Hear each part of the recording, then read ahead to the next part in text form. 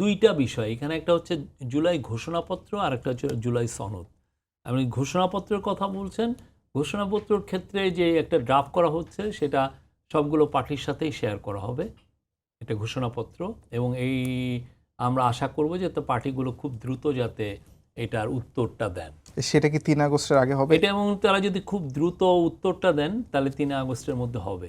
এগুলো কোনো কিছুই আমরা তাড়াহুড়ো করতে চাই না। তাড়াহুড়ো করার একটা সমস্যা কি, তাতে যদি একটা পার্টি বা অন্য অনেক বৃহৎ একটা অংশ মনে করে যে তাদের ডিজায়ারটা রিফ্লেক্ট হয় না, এমন একটা ঘোষণাপত্র আসবে যে ঘোষণাপত্রে সবাই বলবে যে আমরা সবাই বিজয়ী হয়েছি, সেটা হবে হলো ট্রু ঘোষণাপত্র। শফিক ভাই, এই যখন আর আসলে ঠিক তেমনি জুলাই সনদের ক্ষেত্রেও একই। জুলাই সনদ বা জাতীয় সনদ যেটা হবে সেক্ষেত্রে তো কনসেনসাস কমিশন সমস্ত পার্টির সাথে কথা বলছে।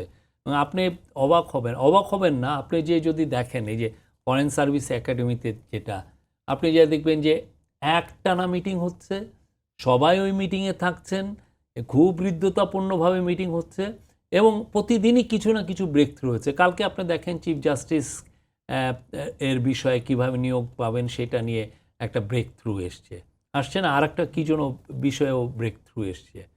তো এগুলো আবার আরও কিছু কিছু ইস্যু এখনও আছে, কিন্তু প্রতিদিনই আমরা কিছু না কিছু ব্রেক থ্রু পাচ্ছি, এবং দ্যাট ইজ মানে বিগ ডিল আমরা বলি। শফিক ভাই, 31 ডিসেম্বর যখন আসলে প্রোক্লেমেশন অফ জুলাই রেভলিউশন আসলে ঘোষণা করতে চাচ্ছিল বৈষম্য বিরোধী ছাত্র আন্দোলন এবং জাতীয় নাগরিক কমিটি, তখন আসলে সরকারের পক্ষ থেকে এক ধরনের এটি স্থগিত করে দেওয়া হয়েছে, কিংবা বলা যায় বাধা দেওয়া হয়েছে, এবং পরবর্তীতে আপনারা বলেছিলেন যে মানে সবার সঙ্গে ঐক্যমত্যের ভিত্তিতে খুব দ্রুত হবে।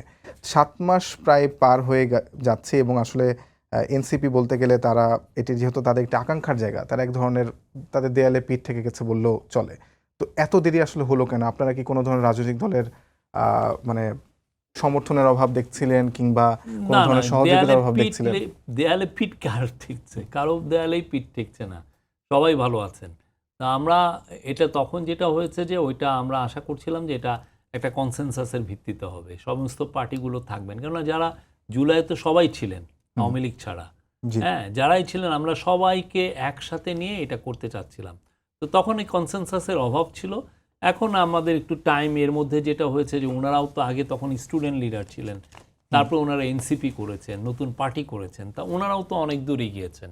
তো আমরা আবার সবাইকে নিয়ে বসছি, আমরা একটা ড্রাফট তৈরি হচ্ছে, ড্রাফটটা সবার সাথে শেয়ার করা হবে, এবং আশা করা যায় there will be some consensus.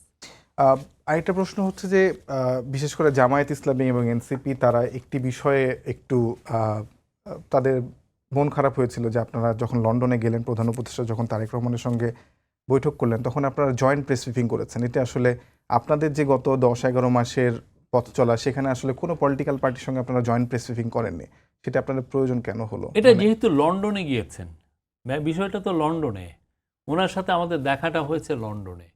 আর যেটা হচ্ছে যে আমরা ওইখানে যেটা কনসেনসাসে এসে সেটা যাতে এটা নিয়ে যাতে কোনো ধরনের কনফিউশন না তৈরি হয়। অনেক সময় লিখিত জিনিস দিলে হয় কি যে কনফিউশনটা থাকে না, হ্যাঁ, কেউ এটাকে ম্যানুপুলেট করতে, অনেক সময় হয় যে লন্ডন থেকে ঢাকার মধ্যে মানে একদম ঢাকায় অনেকে অন্যভাবে এই জিনিসটাকে ইন্টারপ্রেট করেন।